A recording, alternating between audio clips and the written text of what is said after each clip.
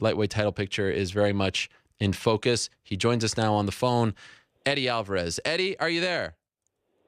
I'm here. What's up, Ariel? Where have you been, Eddie? We've been looking for you. Not new, man. Training. I moved recently. Moved.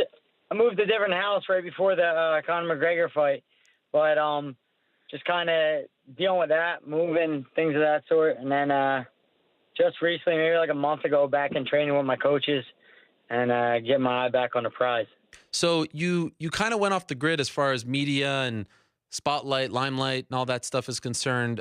Post MSG, I think you did one interview with Chael Sonnen, but otherwise, I haven't seen anything from you. Did you just need a break after all that? I had a busy year. I fought like 3 times, and I'm not like a lot of these other fighters. I have 4 children at home, so when I do get in a training camp, I miss a lot. So it's important for me to fight, but it's also important for me to take a step back and enjoy my family, enjoy my kids, and not just be there, but really kind of be there. If you're a dad or anything like that, you know what I'm talking about. Sure. Considering how big that night was for you, do you still think about it a lot? I mean, it wasn't that long ago, and I know it didn't go your way and you weren't happy with your performance. Have you been able to come to terms with it, or do you feel like you'll only really be able to come to terms with it and move on, more importantly, once you fight again? No, I lost before. It definitely was a more bitter pill to swallow than other fights, just because the magnitude of the event. I truly believe in my heart that it's a winnable fight, and I didn't do well. I didn't do well at all. That's never really happened to me. I never really kind of showed up in that sort of way. So it was disheartening, definitely. But like I said, I never defined myself. I've won world titles. I lost world titles. That's just how this game goes. You know, you win some, you lose some. So I'm more than anything, I'm more excited to move forward, get an opponent in the future, and move forward, and get back in the cage. And you handled it with such class. I mean, it was just amazing to see. And you said the same thing about, not letting a loss define you. I'm just curious if you have more respect now for Conor as a fighter than you did going into the fight after competing against him. I respect everyone I fight. I'll say what I have to say, and I won't take anything back. I say things because I believe them. I'm not making things up, and I still stand by whatever I said. It's just, yeah, for sure. Look, Conor McGregor's talented, and their team, they're doing some amazing things, and he definitely has some slick things, some good things that he does, and my hat's off to him. He won. Moving forward. Okay. Now, I'm curious as to what they're going to do with you next. I've heard some things here or there. Thought maybe there'd be a little more clarity after Saturday. As you know, the Khabib-Ferguson fight did not come to fruition. But as we sit here, as we talk on this Monday morning, March 6th, do you know what's next for you yet? No, we're not 100%. They've kind of hinted at opponents, but nothing I really liked or got me excited. So I really want to see this fight happen and see what happened with this fight. I don't know. Whoa. So what's going on with Khabib and Tony and things of that sort? I like if one of them guys aren't going to fight, I like to fight one of them guys. I believe we asked Nate Diaz to fight. We got a no on that fight. So I'm trying to find fights that I can get excited about. And thus far, they haven't presented you with anything that really excites you? No, not really. Nothing that I'm going to gain from. Just from what other guys will gain. Nothing that I'm really going to gain from other than just getting out there in the cage and fighting. And so maybe I do take a fight if worse comes to worse, I can't find anything. You don't want to be a stepping stone. Well, I'm never consider myself that. A fight's a fight, and everybody's good. But I want, when I step inside the cage, I want there to be some sort of value, something that I can get excited about. Right. A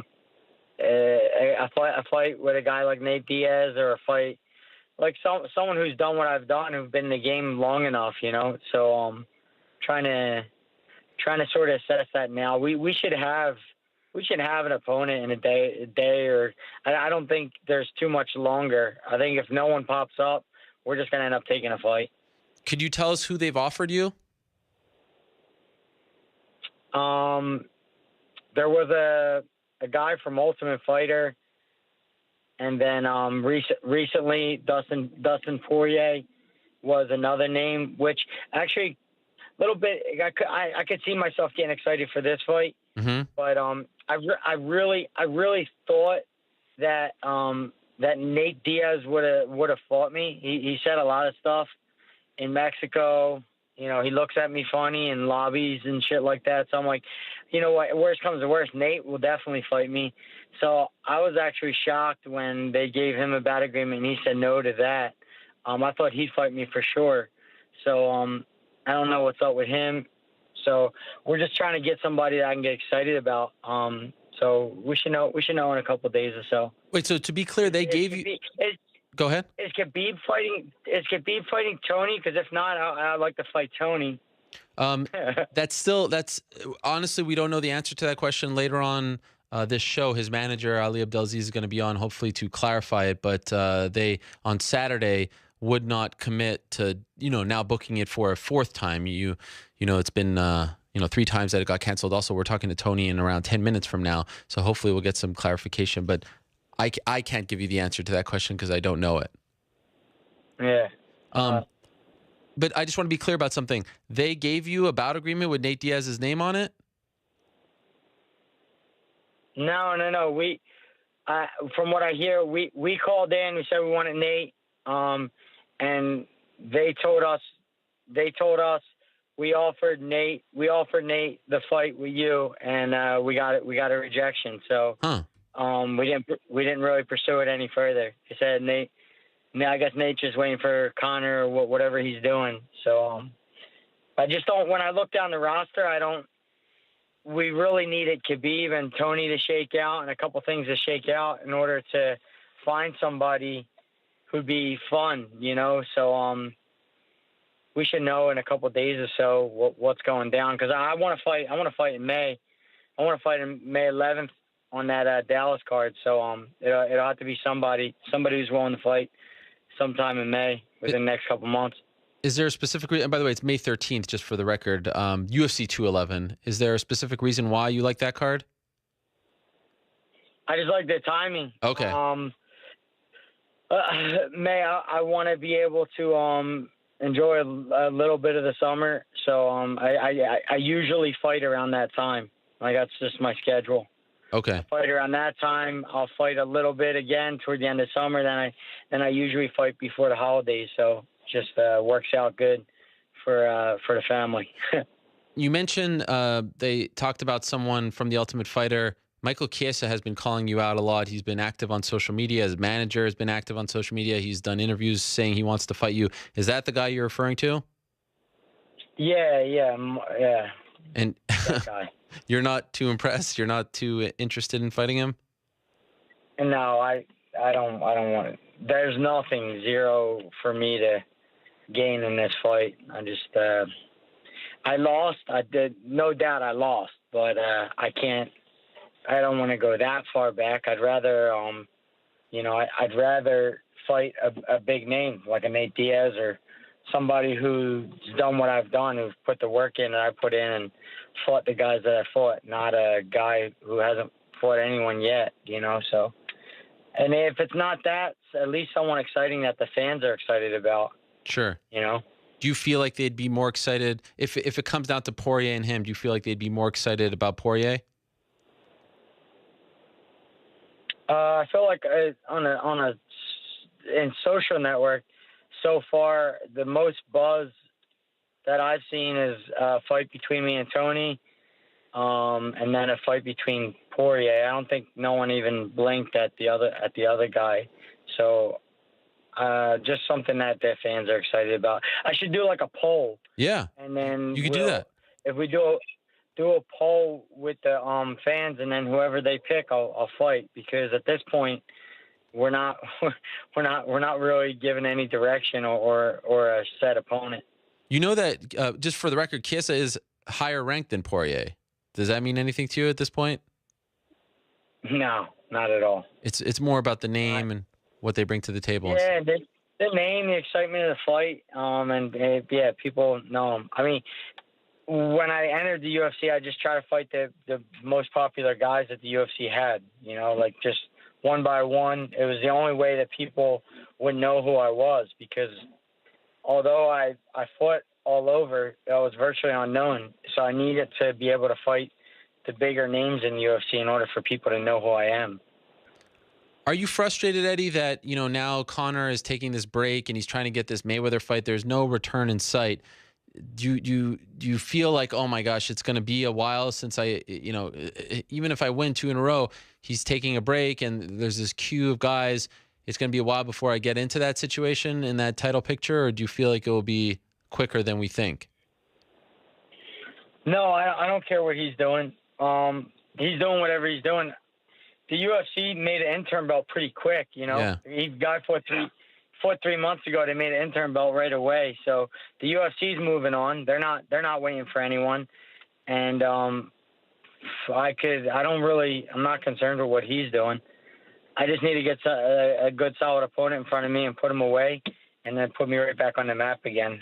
I'm excited about doing that. You know what I mean? Are you surprised that they put in an interim title just 3 months after your fight? I was really surprised. I thought it was just 3 months, Yeah. Guy take 3 months off. But I remember when I got the title, I got a call like 3 days later saying, "Hey, do you want to fight in 5 weeks?" And I'm like, "Wow, that's a little fast." Yeah. I don't even think I was home yet. They're asking me to fight in 5 weeks. I'm like, no, I'm not fighting in 5 weeks. That's for sure. Yeah. So they definitely move quickly. Yeah. By the way, you mentioned Ferguson and Diaz and Poirier, but you didn't mention Khabib, who you have a bit of a history with, and I think that was the guy that they tried to book you against 5 weeks later. Are you not interested in fighting him if that's presented to you?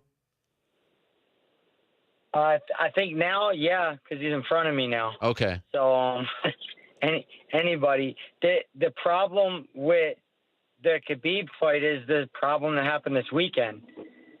Like you Yeah. almost have to book. You got to make sure the UFC has someone double booked, because this is the problem with Khabib. You don't know. And I'm a guy. I take 2.5 months out of my life.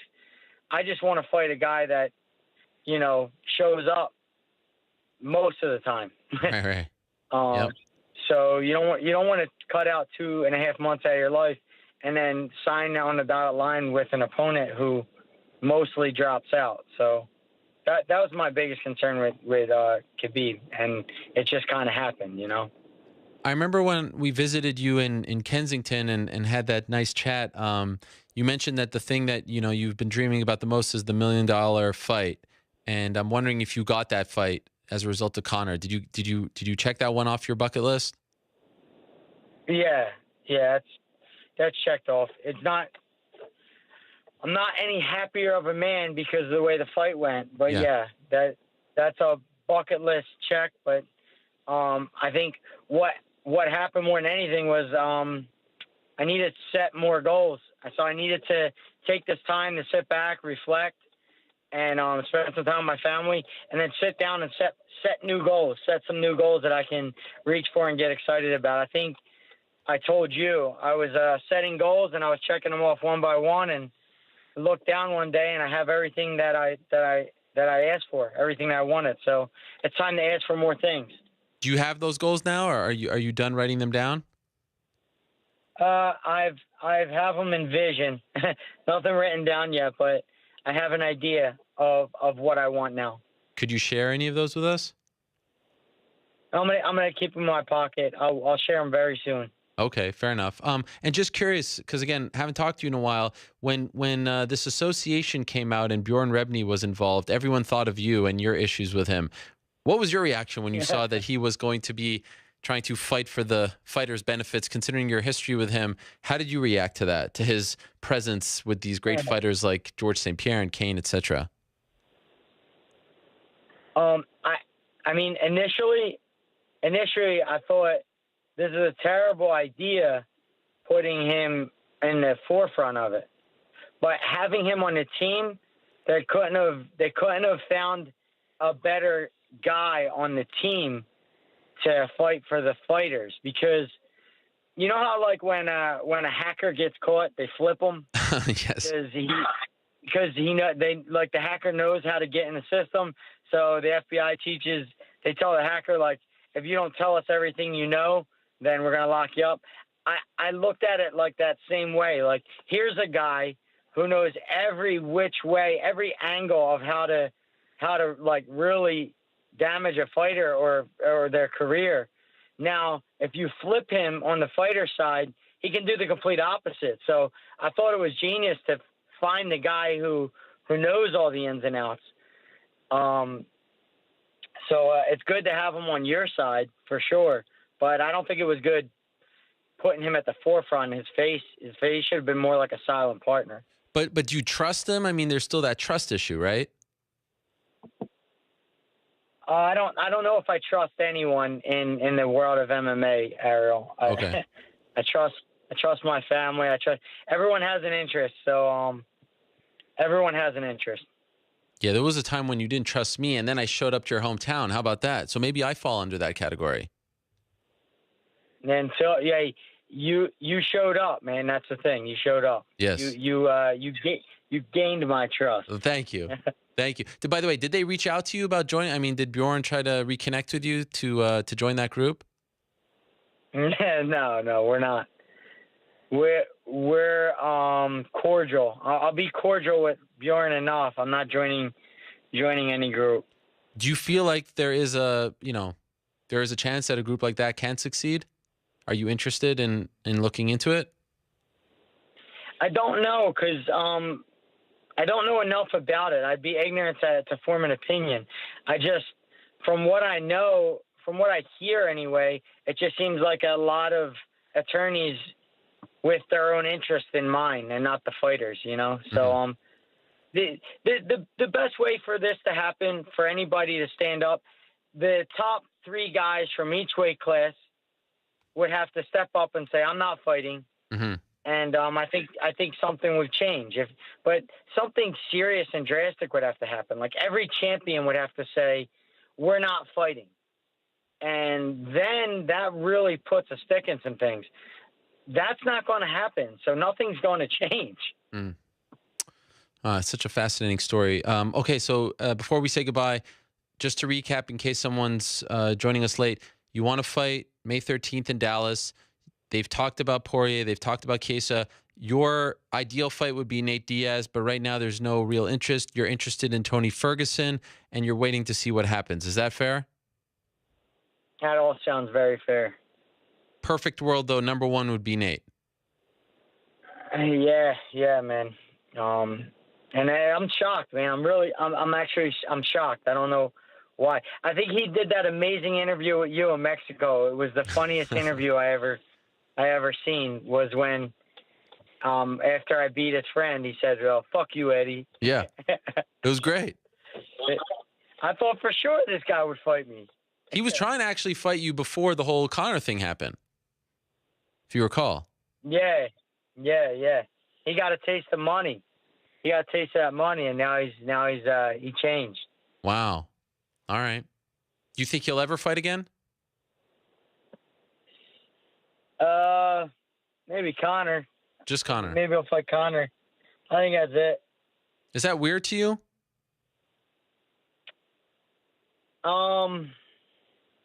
Is it weird? What, weird that I'll wait for Conor? Just him, like, just one. I mean, fight so much, get a big payday, and now just only really be interested in fighting one person. Yeah, it's I have conflicting feelings about it, but I understand his thought process. I mean, you wouldn't. I have an idea of what he's getting paid, so it wouldn't make sense for him to take a normal paycheck. Okay. To fight me. It would make sense for him to wait 10 years and possibly get the Conor fight. Yeah. rather than fight me and be impatient. It would make more sense for him to be patient. But so I understand the business aspect of it, which it's intelligent of him to do. But you know, eventually you got to get back in the cage. Time's a ticking, you know. Right. So we'll see. All right.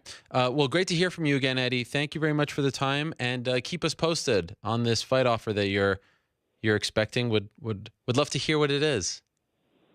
For sure, man. Okay. Thank you. All the best. Looking forward to your return. There he is, Eddie Alvarez, the former Bellator champion, the former UFC champion, looking to return.